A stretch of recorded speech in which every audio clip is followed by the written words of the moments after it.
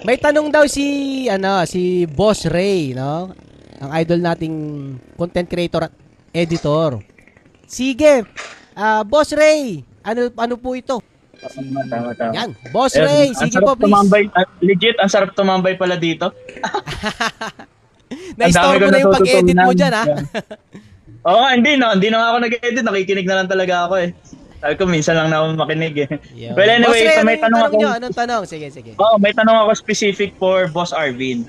You have mentioned na 7 years ka na, di ba? So, sa pagnenegosyo. And sa all throughout ng 7 years na yon, yun, siyempre, sa mundo na tayo ng digital era, tapos nagko-content ka na rin. For you, Boss Arvin, kung uulitin natin, wala kang business, pero uumpisahan mo siya this 2025. Paano mo, pwede mo ba kami bigyan ng blueprint kung paano na yung bilang isang Arvin Urrubia mag-uumpisa ng business? Anong klaseng business yung sisimulan mo? Paano mo sisimulan? So siguro parang maganda siyang marinig mula sa iyo, coming from you. Tapos siyempre para sa mga nagsisimula, especially ako, wala pa naman talaga akong naging business pero siguro alam ko lang yung mundo ng content creation. So ayun, overall gusto ko initpick kung paano mo siya sisimulan. Let's say mawala lahat sa iyo from zero. Lahat, as in mawala sa iyo lahat ng meron ka. Ang tanging meron ka na lang siguro yung wisdom and yung knowledge. Paano mo siya sisimulan? Ay, magandang tanong. Maraming salamat sa tanong na yon, Boss Ray. Una, 7 years na ako nagko-content. Pero bilang negosyante, magte 20 years na po akong businessman. Sa buhay ko na yon. Okay, sa buhay ko na yon, mga kasosyo. Napakagandang tanong. Tanggalin sa akin lahat. Wala akong negosyo, wala akong nobody ako, wala ako. Putok sa buho ako. Pero pinalitan mukha ko, pinalitan pangalan ko, hindi nyo ako kilala, wala lahat negosyo ko, wala akong lahat income. Zero. Ito ang gagawin ko. Number 1, magtatrabaho ako sa barangay. Kahit tigawales. Kailangan ko lang ng pangkain. Sahuran ako ng 70 pesos per day, 100 pesos per day, okay na yon. Basta sa barangay. Bakit sa barangay? Basta malapit sa bahay namin. Yun ang ibig ko sabihin. Kaya mong lakarin. Basta ang barangay naman sa iyo, di ba? Kaya lakarin. Maghahanap ako ng trabaho na kahit 100 piso kada araw lang, basta yung pangkain ko, hindi ko na poproblemahin.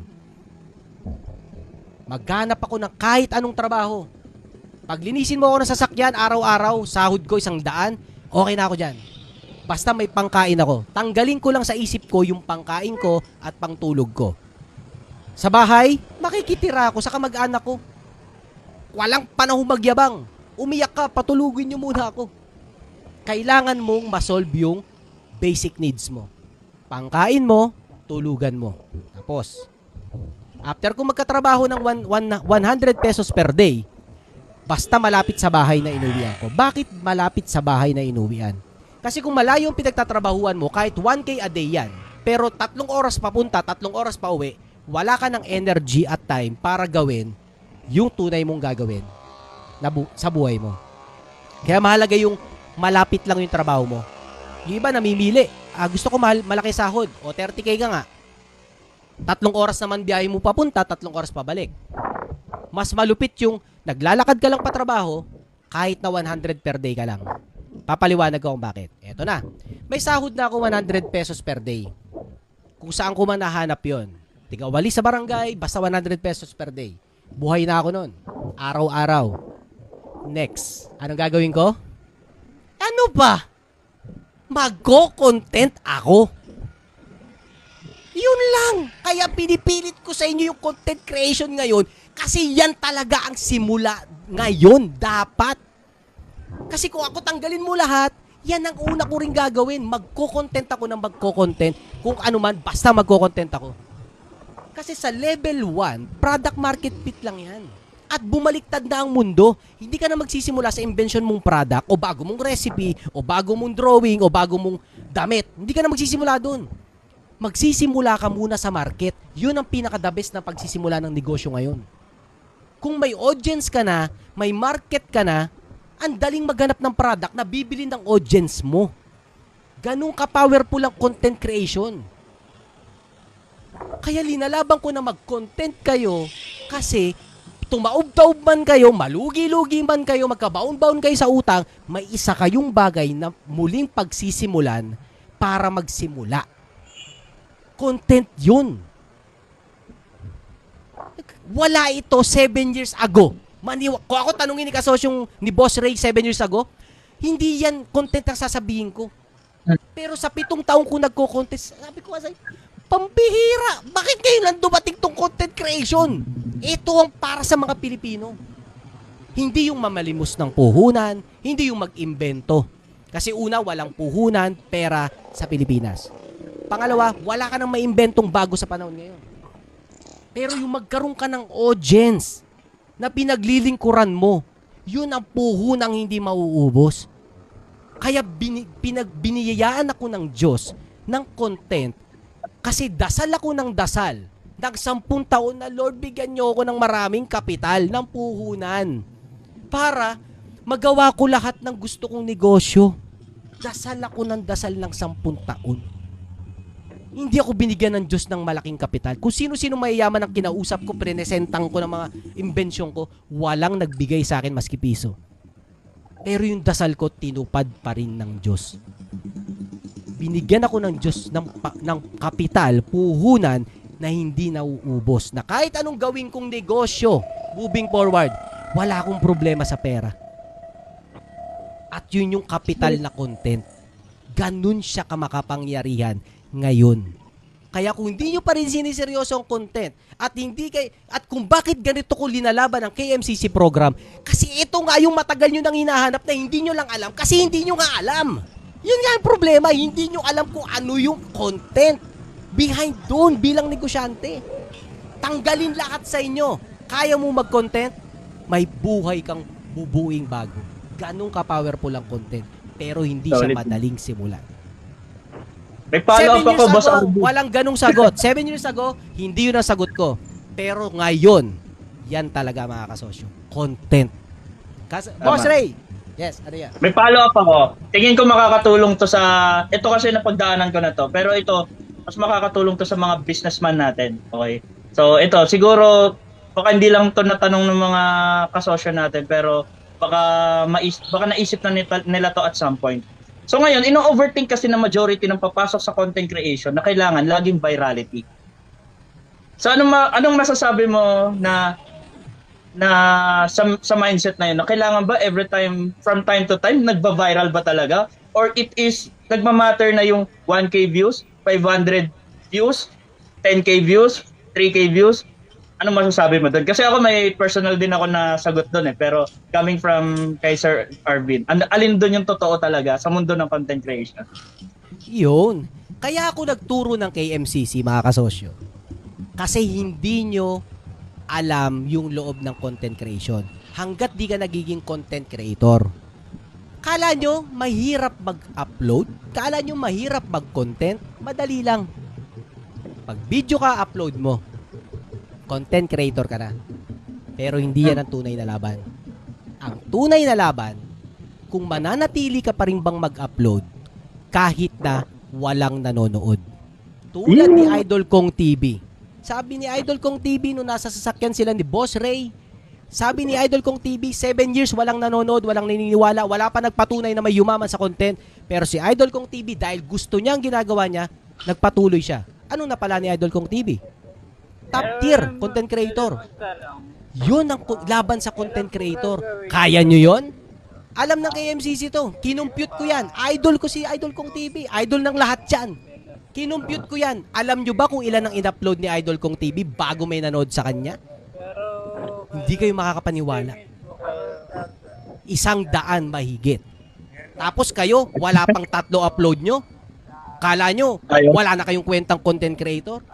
Mga kasosyo, bakit ganito ako kayabang magturo ng content creation? Marami sabi, wala ka nga views eh. Nagtuturo ka ng content creation, di ka umabot ng 1 million yung views mo. Yun nga yung malupit doon. Kala nyo madali yun? Manatili kang mag-content ang walang nanonood sa'yo? 80 videos ang in-upload ko, walang nanonood. Paano ko na-sustain? Kasi, iba ang utak ko, iba ang nakikita ko. Yun ang hindi nyo naiintindihan sa mundo ng pagkukontent. Akala nyo views. Akala nyo dapat malupit ang edit. Akala nyo dapat mahook. Akala nyo dapat pang viralen. Doon kayo nagkakamali. Ano dapat kasosyo Arvin? Pasok ka ng KMCC. Doon ko ibubuhos sa'yo. Kasi, iba. Akala mo yun. Lalo na sa mga negosyante. Akala nyo yun. Hindi. Ako pa ba? Masosorpresa kayo kung anong loob ng KMCC program. Bakit ako ganito kayabang kahit walang nanonood sa akin? Kahit hindi milyon ang nanonood, views ko, kahit walang nakakakilala sa akin, bakit ako ganito kayabang? Kasi alam ko yung game ng content creation. Alam ko siya for the last 7 years. Long game to mga kasosyo. Hindi to pa-viralan. Lahat na nagsipag-viral, nawala rin yan. Bakit? Kasi yun ang goal. Once na di ka na nag-viral, dapa ka. Hindi ka na makaka-upload ulit. Checkmate na yung content creator na yun. Mahabang usapan mga kasosyo. 7 taon na ako nagko-content. Hindi man ako sikat, hindi man marami views ko, pero alam ko na yung game. Kaya ganito, kaya nandito pa rin ako. Wala ko na pala. Hindi nyo nakikita. Kasi ibang vlogger na famous, viral, kitang-kita nyo yung tagumpay. Oh, mayaman, viral, sikat na sikat. Kitang-kita nyo. Kala nyo yun yung game? Hindi mga kasosyo. May game sa likod nun. Iba para sa ating mga negosyante. KMCC kayo. Nando doon yung sekretong mabangis. Kaya lahat ng dumaan ng KMCC, wala sa ano. Mabang-usapan pa.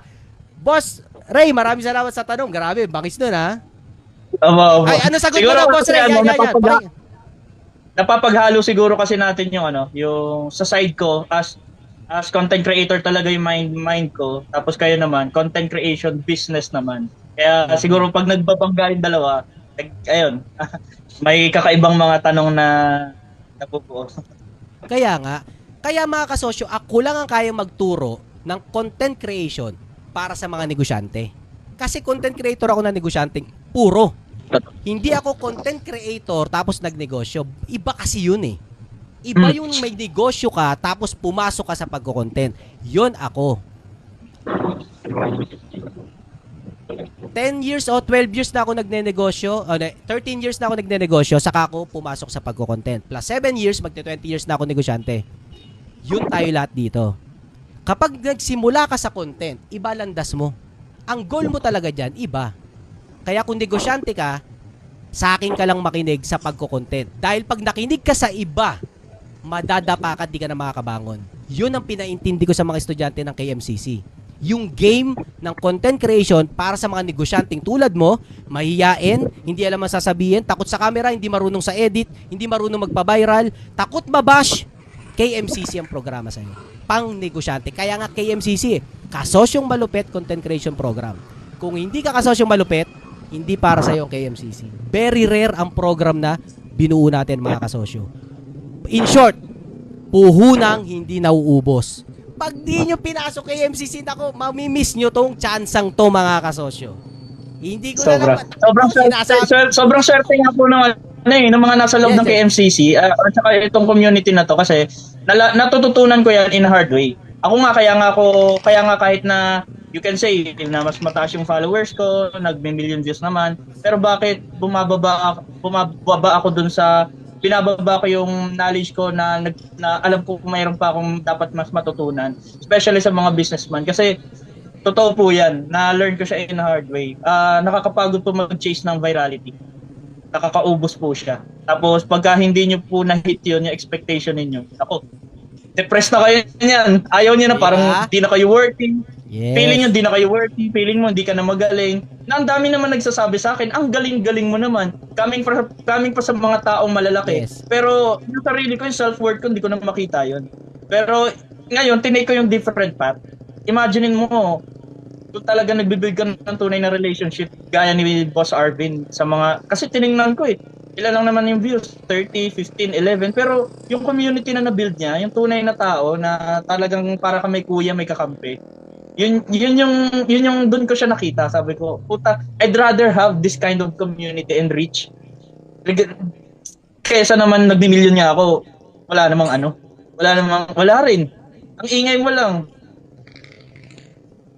Parang ang masakit pa na katotohanan po doon, mga boss madam, hindi lahat ng lalapit sa'yo tunay. Nandiyan lang sila kasi viral ka eh. Lumipas isang linggo, buwan, wala na. So yun, sobrang solid. Kaya excited ako sana maging part din talaga ng KMCC. Yan, sobrang solid. Nasa tamang tao kayo. Tayo Para pala. saan ba yung views? Thank you po. Thank you, Boss Ray. O, di ba? O, ano sabi ko sa inyo, mga KMCC graduate? Ano sabi ko sa inyo? O, di ba? Yun din yun. Di Para ba? saan ba yung Sabi views? ko sa inyo eh. Wala yun. Eto. Kayo, bahala kayo. Sa mga hindi pa sumasali ng KMCC, last batch na yan. Napakamahiwaga ng loob niyan. Kita nyo ha, coming sa mga nagpapaviral. Sa milyon-milyon ng views, anong lumabas sa bibig ni Boss Ray? Yun din yun. Alam na ng KMCC yan. Pilit kong pinaunawa yan kasi yun ang tunay na game. Hindi yung akala nyong yun. Kung ano man yun, basta. Thank you, Boss Ray. Grabe, nakakaansaya naman. At alam ko na-appreciate ng mga KMCC yung binaon ko sa kanila ng isang buong buwan. Ano ang laban? Ano ang game? Saan ka dapat di matalo? Yun yung sinabi ni Boss Ray. Thank you, Boss